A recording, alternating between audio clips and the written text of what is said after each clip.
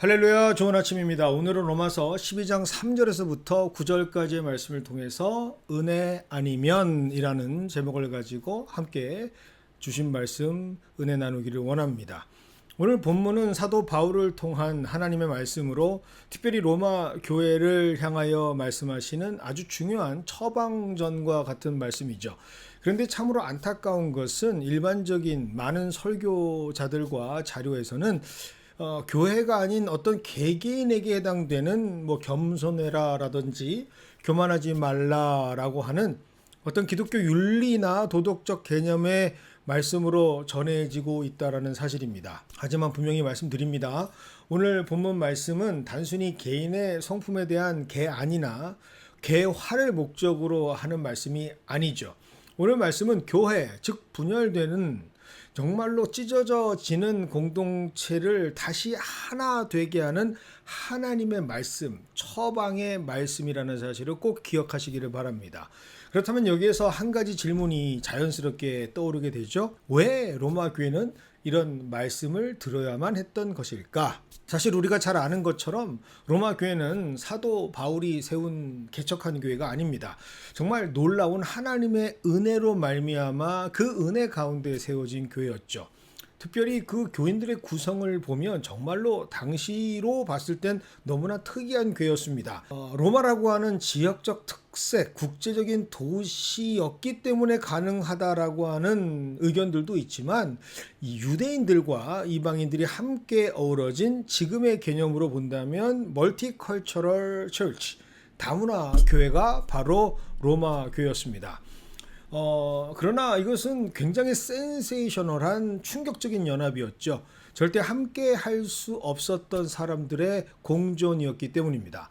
유대인들은 이방인들을 항상 부정하다라고 여겼고 이방인들은 유대인들을 아주 답답한 율법주의자라고 여겼던 것이 당시의 스테레오타입, 즉 고착화된 생각이었습니다. 그런데 이런 불가능이 가능하게 된 교회, 말도 안 되는 교회가 세워졌으니 참으로 큰 충격과 함께 하나님이 하셨다라는 말씀 밖에는 설명을 할 수 없었던 교회가 바로 이 로마 교회였죠. 유대인이나 이방인이나 단 한 가지, 바로 예수 그리스도의 십자가의 은혜의 소중함을 알고 있었기에 이 물과 기름과 같은 사람들이 하나로 섞여 있을 수 있었던 교회였습니다. 즉 로마 교회는 사람이 만든 공동체가 아니라 하나님의 은혜로 만들어진 공동체였던 것이죠. 그런데 점점 시간이 지나면서 환경이 바뀌면서 상황이 달라지면서 문제가 생깁니다.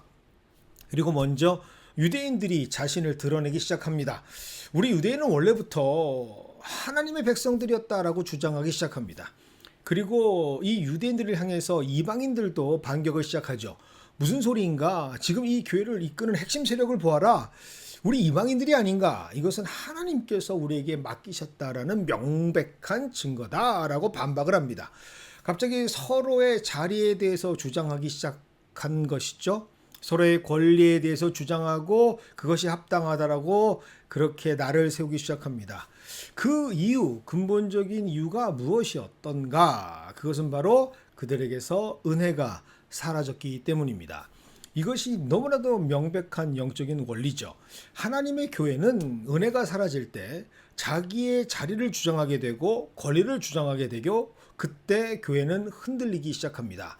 지난 7월 4일은 미국 독립기념 250주년 되는 아주 역사적이고 의미 깊은 날이었습니다. 그런데 전해지는 보도에 따르면 오히려 그날이 양극화가 심화된 미국의 민낯을 보여준 너무나도 슬프고 가슴 아픈 날은 아니었는가라고 하는 의견들이 참 많습니다. 왜 이렇게까지 되었을까? 사실 미국이라는 나라 어떤 나라입니까? 믿음의 자유를 찾아서 세워진 나라 아닙니까? 그리고 그 과정에서 분명한 하나님의 섭리 가운데 한 민족이 아닌, 한 인종이 아닌 수많은 민족과 다양한 인종이 지금의 미국을 만들었다라는 것이 우리가 배운 정론 아닙니까? 세계 역사상 그 어떤 나라도 갖지 못한 막강한 힘을 가진 나라, 광활한 영토와 자원, 바로 하나님의 은혜 가운데에 한민족 한인종이 아닌 다양성과 연합의 힘으로 세워진 초인류 강대국으로 세워진 나라. 그래서 우리는 God bless America라고 하는 감사와 함께 찬양도 하고 노래도 하는 나라가 아닙니까? 그러나 시간이 점점 흐르면서 사람들은 달라져 버렸습니다. 누가 먼저였던가, 누가 더 그래서 우선권을 갖는 것이 맞는 것인가, 이런 해서는 안 될 이야기들을 하는 나라가 되어 버렸습니다. 은혜를 이야기하기보다는 권리를 주장하고 감사를 나누기보다는 자격을 심사하는 나라가 되어버렸죠. 그러다 보니 어느새 나라가 정서적으로 분열되기 시작했습니다. 이런 상황 가운데 그럼 그 영향을 받을 수밖에 없는 우리 교회는 어떠한가? 오늘 이 말씀은 우리 연합교회의 모습을 또 말씀에 비춰보게끔 만드는 말씀인 것 같습니다. 우리 교회 역사 역시 하나님의 은혜로 여기까지 왔습니다. 분명히 넘어질 수 있었던 교회였습니다. 역사적 현실로만 본다면 얼마든지 흩어져 없어질 수도 있었던 교회였죠. 그러나 하나님께서 은혜를 베풀어 주셨습니다. 그리고 하나님의 사람들을 보내주셨죠. 그리고 그 모든 과정 가운데에 분명히 그 모진 비바람과 풍파를 견디면서 교회를 지켜오셨던 분들이 있습니다. 그리고 하나님께서 새로운 힘이 될 수 있도록 공급하신 분들이, 인도하신 분들이 있었습니다. 그렇게 어떤 분들은 눈물로 기도로 교회를 세웠고 어떤 분들은 새로운 열정으로 교회를 섬기기 시작했죠. 모두가 다 하나님의 은혜입니다. 그런데 오늘 말씀에 기록된 로마 교회를 보니 우리라고 다를 바가 없겠는가라는 우려가 생깁니다. 이렇게 시간이 흐르다 보면 우리도 마음속에 우리도 모르게 다른 질문이 생겨날 수 있다라는 생각이 듭니다. 누가 더 오래 있었는가? 누가 더 많이 헌신했는가? 누가 더 교회를 잘 알고 있는가? 누가 더 중요한 사람인가? 라고 말입니다. 은혜가 사라지면 우리도 그들과 다를 바 없는 그런 사람이 될 수도 있고 그런 교회가 될 수도 있는 존재들 아닙니까? 오늘 하나님께서는 사도 바울을 통해서 분명하게 그래서 말씀하시는 것 같습니다. 유대인들과 이방인들, 그들이 주장하는 그 모든 생각 자체가 죄송합니다. 글러먹었다라고 말이죠. 이미 잘못되었다라고 말씀하십니다. 그래서 오늘 말씀에서 가장 중요한 말씀이 어디인가? 바로 3절의 말씀이죠. 특별히 3절 중에서도 마땅히 생각할 그 이상의 생각을 품지 말라라는 말씀이 가장 중요한 말씀입니다. 이 본문은 오늘 좀 헬라어 언어로 볼 필요가 있죠.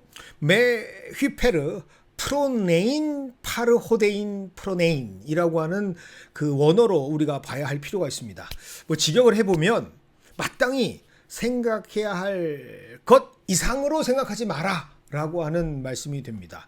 여기에서 흥미로운 것은 생각하다라고 하는 프로메논이라고 하는 단어를 계속해서 반복적으로 강조해서 사용하고 있다라는 사실입니다.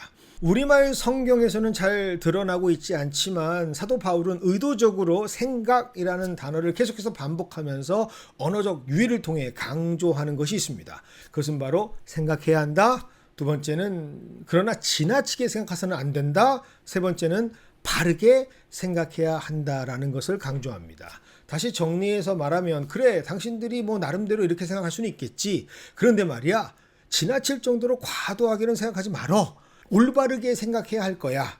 그렇다면 그렇게 생각한다면 우리는 깨달을 수밖에 없지 않겠어? 은혜 아니면 우리 모두가 이 자리에 있을 수 없었다라는 사실을 말이야 라는 말씀이죠. 그러니 너무 자기 자신에 대해서 실제 이상으로 평가하는 것 그거 하지 말어. 그건 교만이야 라는 말씀으로 집중될 수 있습니다. 그렇습니다. 은혜가 사라진다라는 것은 바로 자신이 교만해졌다라는 것을 성경은 분명하게 말씀하고 있는 것이죠. 그리고 이 사실을 알고 있는 사도 바울은 그래서 의도적으로 3절을 이렇게 시작하고 있습니다. 내게 주신 은혜로 말미암아 너희 각 사람에게 말한다 라고 말이죠. 지금 하나님의 말씀을 전하는 주인공은 다름 아닌 사도 바울입니다. 얼마든지 내가 사도니까 들어라 라고 말할 수 있었겠죠. 그러나 사도 바울은 그 방법을 선택하지 않습니다. 나 역시 은혜 받은 사람이야. 그 말씀을 전하는 이유를 그리고 자격을 선포합니다. 즉 은혜가 없었으면 나도 죄인 중에 괴수야 라는 자신의 고백을 선언하면서 말이죠.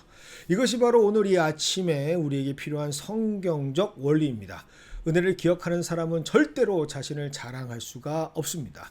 그 이유는 은혜는 내가 여기 있는 이유가 자신의 업적이나 능력이 아닌 하나님의 긍휼이라는 사실을 항상 깨닫게 해주기 때문입니다. 그러나 반대로 은혜를 쏟아버리면 사람은 자기 공로에 집중하는 존재가 됩니다.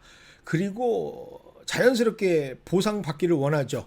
그리고 그 순간 누군가와의 비교를 시작하고 비교는 경쟁을 만들고 경쟁은 분열을 낳는 악의 질서가 시작이 됩니다.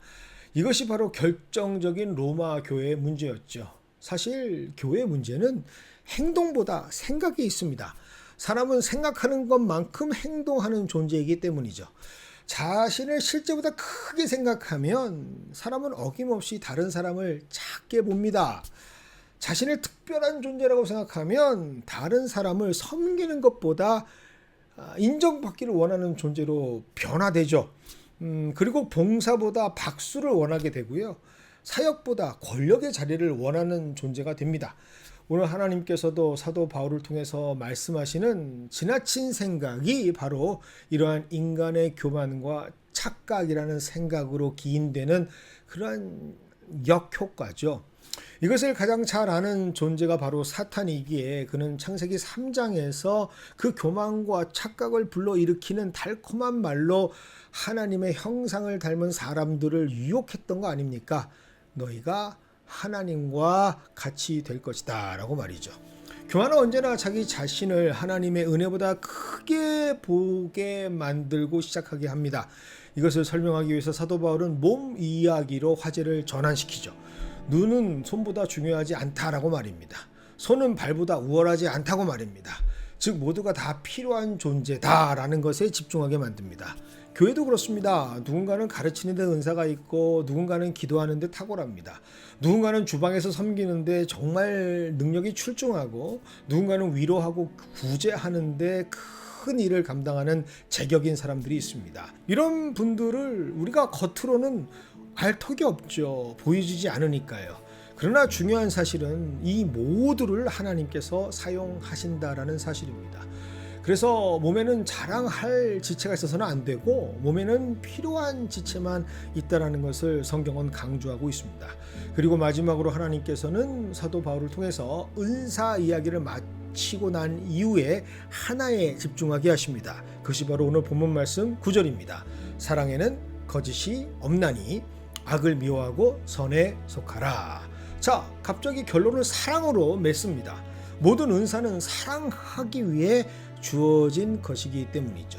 자리를 맡겨주신 것도 감당하게 하신 것도 자랑을 하기 위한 것도 아니고요. 자랑받기 위한 것도 아닙니다. 사랑, 즉 섬기기 위해서 허락받게 되는 것이죠. 그래서 은혜를 기억하는 사람은 자연스럽게 사랑을 하는 사람으로 바뀝니다. 그리고 사랑하는 사람은 절대로 자기를 드러내지 않죠. 오늘 이 말씀이 우리 입술을 단속하는 말씀이 되기를 그래서 소망합니다. 누가 더 오래 있었는가? 뭐 그런 게 중요한가요? 누가 더 많이 헌신했는가? 그거 중요할까요? 누가 더 큰 은사를 가졌는가? 중요하지 않습니다. 정말 중요한 것은 나도 아직 은혜를 기억하고 있는가라고 하는 것이죠. 꼭 기억하셨으면 좋겠습니다. 은혜를 기억하는 교회는 성도는 누가 중심이 되느냐를 다투지 않습니다. 오직 기뻐하고 감사하는 사람과 교회가 될 뿐이죠. 그래서 오늘 말씀, 우리는 이 말씀을 통해서 은혜를 중심으로 삼는 교회가 되기를 소망합니다. 오래된 성도, 새로운 성도가 서로 비교하고 경쟁하는 교회가 아니라 함께 하나님의 은혜를 감사하고 기억하면서 서로를 세워가는 한 공동체가 되기를 축복합니다. 은혜를 잃으면 교회는 조직이 됩니다. 하지만 은혜를 회복하면 다시 우리는 그리스도의 몸된 교회가 될 수 있습니다. 그 은혜가 오늘 우리 마음에 다시 들어와서 우리를 겸손하게 하고 우리 공동체를 더욱 하나 되게 하시는 하나님의 능력이 되시기를 하나님 그 주님의 이름으로 축원드립니다.